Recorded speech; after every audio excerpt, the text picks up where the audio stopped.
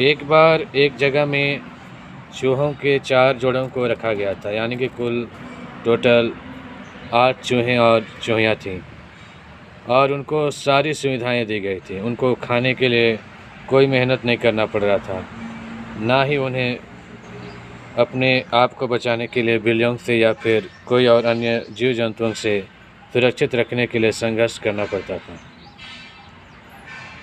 फिर कुछ समय के बाद जब उनका मीटिंग हुआ तो कई सारे चूहे पैदा हुए और लगभग 252 हो गए चूहों की संख्या। फिर ऐसे ही चलते चलते कुछ दिन के बाद 1000 हो गए और सारी सुविधाएं अभी भी जैसे के तैसे हैं। जैसे चूहे बढ़े वैसे सुविधाएं भी बढ़ाई गई।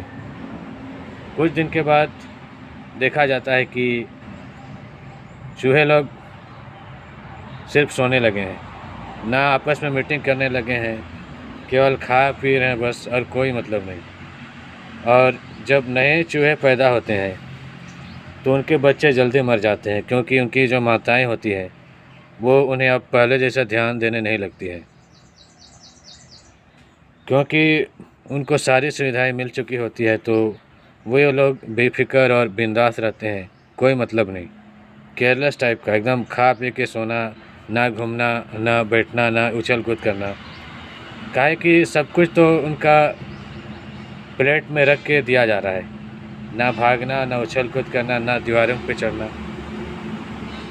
नतीजा ये हुआ कि चूहे बाद में कुछ दिनों के बाद बीमार होने लगे, एकदम सुस्त होने लगे, उनके नए बच्चे पैदा नहीं होने लगे, क्योंकि वे लोग आपस में मीटिंग ही करने नहीं लगे, आपस में वो लोग संपर्क में ही नहीं रहने लगे, कोई कांटेक्ट नहीं एक दूसरे से, आपस में कोई इधर पड़ा है उधर पड़ा है, खा रहा है, पी रहा है और सो रहा है। कुछ दिन के बाद चूहे बीमार होने लगे थे, वे मरने लगे और धीरे धीरे सारे चूहे कमज़ोर और बीमार होने लगे, खाना खाने के बावजूद, बढ़िया सुख सुविधा मिलने के बावजूद, और अंत में सारे चूहे मरने लगे।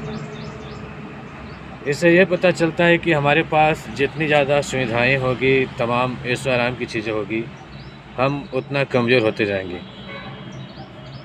उदाहरण के लिए आप पुराने आदमी या फिर आपके बुज़ुर्ग लोग जो बुज़ुर्ग हैं अभी, या फिर अभी 70-80 साल हैं, पहले के जो इंसान हैं जो 1947 आसपास पैदा हुए हैं, उनका हेल्थ को अगर आपको देखने का मौका मिला तो आप देखेगा कि वो लोग अभी भी हम लोगों से ज़्यादा मजबूत है कई मामलों में।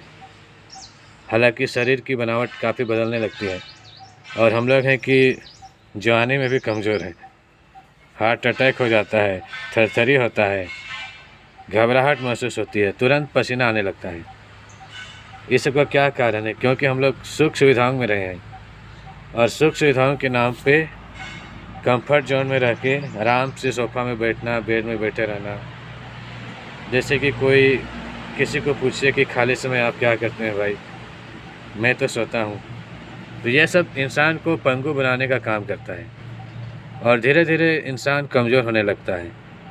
फिर बाद में डिप्रेशन, एंग्जाइटी, स्ट्रेस में आने लगेगा, और जब सही में कोई प्रॉब्लम या फिर कुछ कठिनाई आने लगती है तो सबसे ज़्यादा परेशान वही लोग होते हैं जो लोग हमेशा आरामदायक या कंफर्ट जोन में रहे हैं। काहे कि उनको प्रॉब्लम को फेस करने का गुण उनमें आता ही नहीं है। सब कुछ तो बना बनाया हुआ मिल रहा है, खाने के लिए कोई टेंशन नहीं, गाड़ी है जाने के लिए, सांस लेने के लिए हवा, एसी लगा हुआ है, बढ़िया हवा आ रहा है। तो कहने की बात यह है कि ज़िंदगी ख़त्म हो जाती है। ज़िंदगी जो है वो, अगर आपके पास सुख सुविधा नहीं होगी तो आप उस सुख सुविधाओं को ढूंढने के लिए आप मेहनत करेंगे, आप संघर्ष करेंगे, और जैसे जैसे आप संघर्ष करेंगे आप उन चीज़ों को प्राप्त करने लगेंगे, और जैसे ही आप उन चीज़ों को प्राप्त करने लगेंगे तो और कई सारी समस्याएं आने लगेगी और आप में आदत हो जाएगा कि आप संघर्ष करके हर चीज़ को पा सकते हैं। तो क्यों ना इसके लिए भी प्रयास किया जाए। वही चीज़ है कि आविष्कार की जननी आवश्यकता है, आवश्यकता ही आविष्कार की जननी है। तो हमें ज़िंदगी भर संघर्ष करना पड़ेगा। और जो लोग ये कहते हैं कि भाई 2-4 दिन की ज़िंदगी है, एंजॉय करो, ऐश करो, खाओ पियो, ये सब उनके लिए कहा जाता है कि जो अभी बहुत ख़राब स्थिति में है, मतलब मेंटल स्ट्रेंथ उसका डाउन हो चुका है, जिनको कुछ समय के लिए थोड़ा सा मोटिवेशन चाहिए होता है ज़िंदगी के लिए, उनका माइंड से डाइवर्ट करने के लिए ऐसा कहा जाता है। दरअसल वास्तव में ऐसा होता नहीं है। बहुत ज़्यादा परेशान हो रहे हैं मेंटली, तो आप कुछ अच्छी चीज़ें सोच लीजिएगा तो आप अपने आप थोड़ी देर के बाद अच्छा महसूस करने लगेंगे। मोटिवेशन एक नशा की तरह है जो कि कुछ समय के पश्चात उतर जाता है। तो कोई दिक्कत नहीं है, रोइए, रोते रहिए, संघर्ष कीजिए, मरिए, मराते रहिए। धन्यवाद।